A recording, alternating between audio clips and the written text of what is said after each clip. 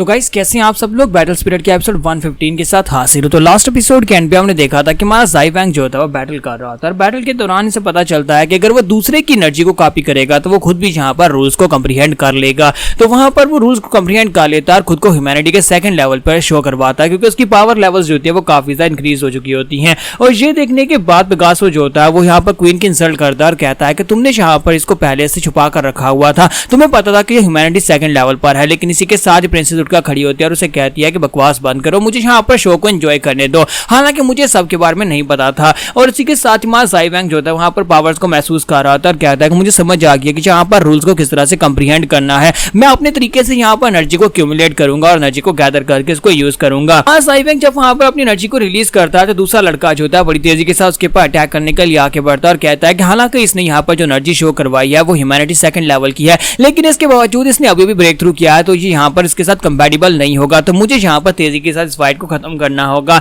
तो आगे बढ़ता है और उसे कहता है कि तुम्हें पता भी है कि पिछले कई सालों से मैं यहाँ पर उस जगह के ऊपर इस फाइनल राउंड में हूँ, अपने आप को टॉर्चर होते हुए यहाँ पर अपने आप को इस तरह से रूल्स को कंप्रीहेंड करने में यहाँ पर मैं कितने साल गुजार चुका हूँ और तुमने सिर्फ और सिर्फ एक बार मुझसे फाइट करके रूल्स को कंप्रीहेंड कर लिया, ऐसा बिल्कुल भी नहीं होने दूंगा। जबकि ज़ाई वैंग दूसरी तरफ से वहां पर सोच रहा होता है कि मैं यहाँ पर बिल्कुल हाली हाथ इससे फाइट नहीं कर सकता, तो मुझे यहाँ पर एक वेपन चाहिए होगा। और इसी के साथ ही ज़ाई वैंग कहता है कि अगर मैं यहाँ पर रूल्स को कंप्रीहेंड कर सकता हूँ, अगर मैं किसी की एनर्जी को कॉपी कर सकता हूँ, तो मैं इसी एनर्जी के साथ यहाँ पर अपना स्पिरिट वेपन भी बना सकता हूँ, क्योंकि मेरी बैटल स्पिरिट के साथ मेरा स्पिरिट वेपन जो था वो एनर्जी के साथ ही बनता था। तो अगर मैं यहाँ पर भी सेम टेक्निक को अप्लाई करता हूँ तो इसी के साथ उसके हाथ में वहां पर उसकी तलवार आ जाती है। तो हमारा ज़ाई वैंग जो था वहां पर उसकी एनर्जी के साथ एक स्पिरिट वेपन बना लेता है और इस बात से सामने वाला लड़का बहुत ज्यादा हैरान हो जाता है और कहता है कि ऐसा कैसे हो सकता है, तुम यहाँ पर वेपन बनाने जैसे एडवांस स्किल को कैसे यूज कर सकते हो जबकि तुमने अभी भी यहाँ पर ब्रेक थ्रू किया है। और इसी के साथ ही वो लड़का जो होता है उसके ऊपर अटैक करने के लिए आगे बढ़ने लगता है, लेकिन हमारा ज़ाई वैंग जो होता है बड़ी तेजी के साथ अपनी तलवार घुमाकर उसका एक बाजू काट देता है,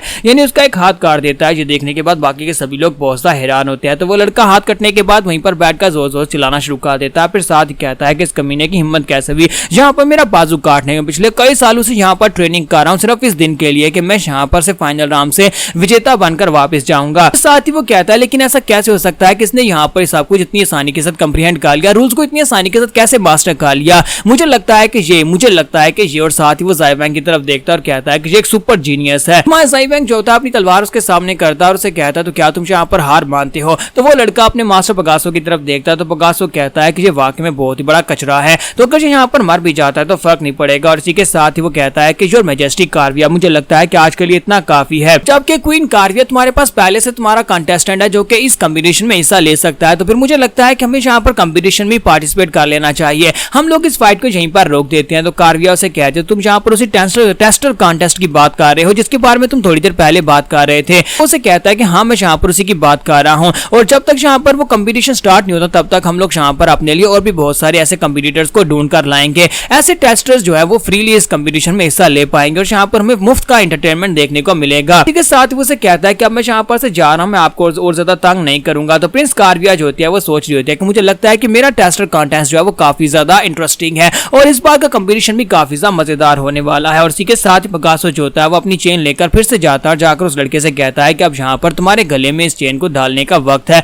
और साथ ही वो ज़ाई वैंग से कहता है कि मुझे लगता है कि कार्विया ने एक बहुत ही अच्छा कुत्ता ढूंढ लिया है जिसके गले में उसने अपना पट्टा डाल रखा है। ज़ाई वैंग उसे कहता है कि मैं उसका गुलाम नहीं हूं, तो वो उसे कहता है कि तुम्हें ऐसा लगता है कि तुम उसके गुलाम नहीं हो। और साथ ही पिकासो जो होता है अपने वाले लड़के गले में वहां पर चेन डालने के बाद फिर साथ ही अपने पास से रिमोट निकालता है और उसका बटन वहां पर दबा देता है। जब वो उसका बटन दबाता है और ज़ाई वैंग से कहता है कि तुमने कहा कि तुम यहाँ पर गुलाम नहीं हो, तुम्हारी किस्मत भी यही है जो इसकी है, देखो जरा ये भी यही कह रहा है कि ये मेरा गुलाम नहीं है, लेकिन इसके बावजूद मेरे सामने कुछ भी नहीं कर सकता। तो उस बेचारे को वहां पर बिजली का बहुत ही जोरदार झटका दिया जाता है जिसके बाद वहीं पर बेहोश होकर ग्राउंड के ऊपर गिर जाता है। तो पिकासो से कहता है कि मेरी नजर में यहाँ पर टेस्टर्स की जो औकात है वो कुत्ते से ज्यादा कुछ भी नहीं है मेरी और प्रिंसेस कार्विया की नजर में। ज़ाई वैंग उसकी बात सुनने के बाद आगे से बिल्कुल खामोश होता है, जबकि इसी के साथ ही वहां पर एक लड़का उसके पास आता है और उसे कहता है कि योर मैजेस्टी अब हम लोग यहाँ पर से जा सकते हैं। पिकासो से कहता है तो फिर ठीक है हम लोग यहाँ पर से तो जा रहे हैं, लेकिन बहुत ही जल्दी टूर्नामेंट में मिलेंगे जहां पर तुम्हारे जैसे और भी बहुत सारे कंटेस्टेंट आने वाले हैं और देखता हूं कि तुम उन सभी से कैसे फाइट कर पाओगे।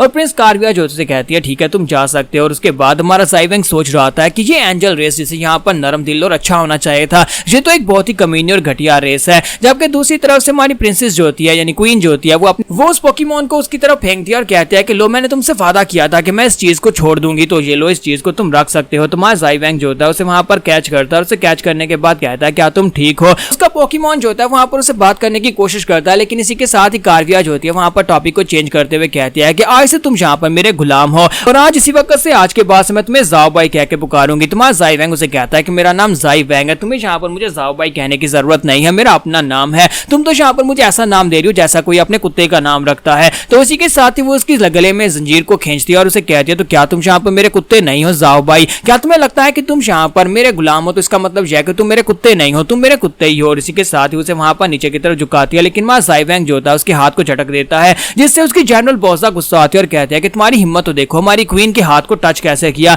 जबकि क्वीन उसे कहती है कि शांत रहो, मैं इसे यहाँ पर आराम से सिखाने वाली हूँ, मुझे लगता है कि इसका गुस्सा जो है वो काफी ज्यादा अमेजिंग है, आज रात इसे मेरे रूम में भेज दो और उसके बाद देखना दोबारा जो कभी गुस्सा नहीं करेगा। तो साथ ही वो कहती है कि बहुत ही जल्दी तुम यहाँ पर कंपटीशन में हिस्सा लेने वाले हो, लेकिन कंपटीशन से पहले यहाँ पर आज रात में मैं स्पेशल ट्रेनिंग दूंगी, आज रात की तुम्हारी ट्रेनिंग मेरे रूम में होने वाली है और मैं काफी ज्यादा थकी हुई भी हूँ। मां जाई वैंग उसे कहता है कि तुम यहाँ पर बार बार एक कंपटीशन की बात कर रही हो, क्या यहाँ पर इसी तरह की फाइट्स होने वाली है जैसी आज की फाइट थी, तो मुझे यहाँ पर इस तरह की फाइट करके क्या मिलने वाला है, मैं यहाँ पर इस कंपटीशन में हिस्सा क्यों लूंगा। तो क्वीन कार्विया से कहते हैं कि मुझे लगता है कि तुम्हें यहाँ पर अभी तक रूल्स के बारे में कुछ भी नहीं पता, लगता है कि तुम्हें यहाँ पर रूल्स के बारे में नहीं बताया गया। तो जाई वैंग कहता है कि नहीं मुझे नहीं पता, और इसी के साथ उसके साथ जो पोकेमॉन होता है वो उसे कहता है कि मैं तुम्हें बताऊंगा, मैं तुम्हें फ्री टाइम में सारी बात बता दूंगा। इसी के साथ ही वो जाई वैंग को वहां पर घूर कर देख रहा था। तो जाई वैंग कहता है अच्छा ठीक है तुम बाद में मुझे बता देना। फिर साथ ही प्रिंसेस जो होती है वो अपने रूम में चली जाती है और कहती है कि इसे तैयार करके मेरे रूम में भेज देना, और हमारा जाई वैंग जो होता है वो कहता है कि मैं अपने रूम में वापस जा रहा हूँ। जबकि क्वीन की जनरल जो होती है वो उसे कहती है कि तुम्हें किसने कह दिया कि तुम वापस अपने रूम में जा सकते हो,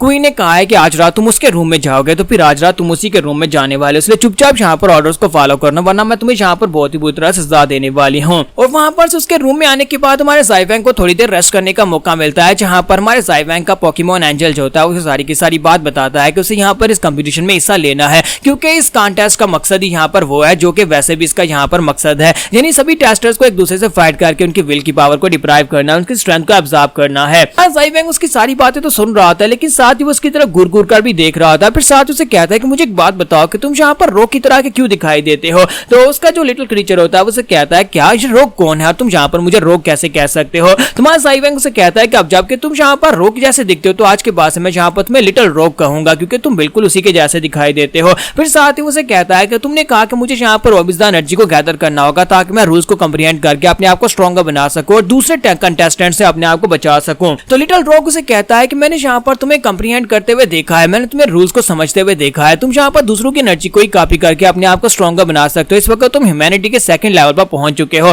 और मुझे नहीं लगता कि तुम्हारे लिए यहाँ पर लेवल अप करना इतना मुश्किल होने वाला है। जाई वैंग उसे कहता है कि हाँ मुझे भी ऐसा लगता है कि इतना मुश्किल नहीं होने वाला। और इसी के साथ ही जाई वैंग कहता है कि रोग मून बियोंग तुम लोग कहाँ पर हो, मुझे पता है कि तुम लोग भी इसी दुनिया में हो, लेकिन पता नहीं तुम लोग कहाँ पर हो, कब हम लोग यहाँ पर दोबारा मिलेंगे। और यहाँ पर हमारी एपिसोड 115 का एंड हो जाता है और नेक्स्ट एपिसोड में देखेंगे कि हमारा रोग क्या कर रहा है।